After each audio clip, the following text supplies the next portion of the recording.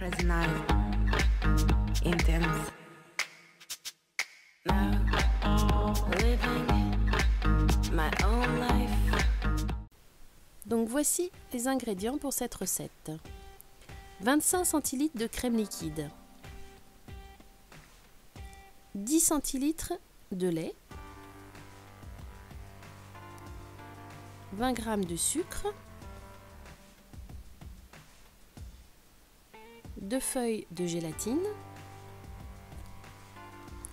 une gousse de vanille que l'on va trancher et 500 g de fraises. Donc là en l'occurrence ce sont des gariguettes, mais à l'écran elles sont un peu pas très colorées alors qu'en réalité elles étaient très belles. Donc la première étape, vous mettez la gélatine à tremper dans un bol d'eau froide pour qu'elle se ramollisse.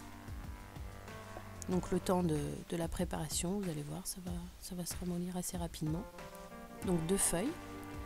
Ensuite, vous versez la crème liquide dans la casserole, donc 25 centilitres.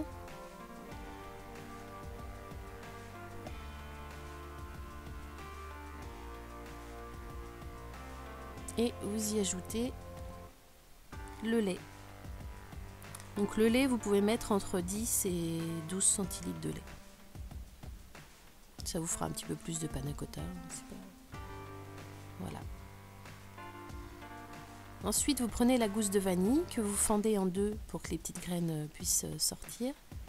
Et on va mettre cette gousse dans le mélange crème et lait pour que la panna cotta soit bien aromatisée à la vanille. C'est assez léger comme goût. C'est très bon. Donc on met la gousse de vanille dans la casserole et on va faire bouillir le tout.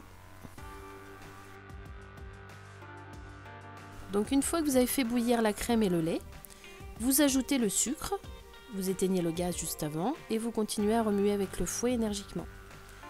Vous pouvez également enlever la gousse de vanille à ce moment-là.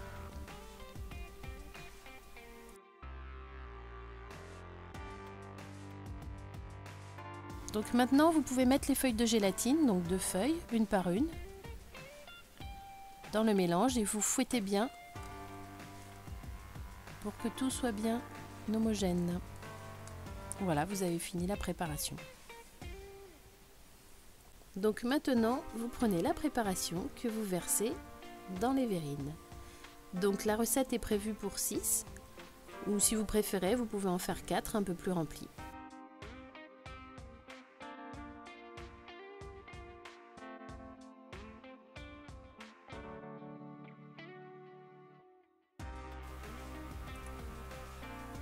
Donc vous mettez les verrines au frigo pendant minimum 6 heures, l'idéal c'est la veille pour le lendemain. Vous les sortez et vous pouvez remplir les petites verrines avec les fraises. Voilà, ça vous fait une superbe panna cotta aux fraises.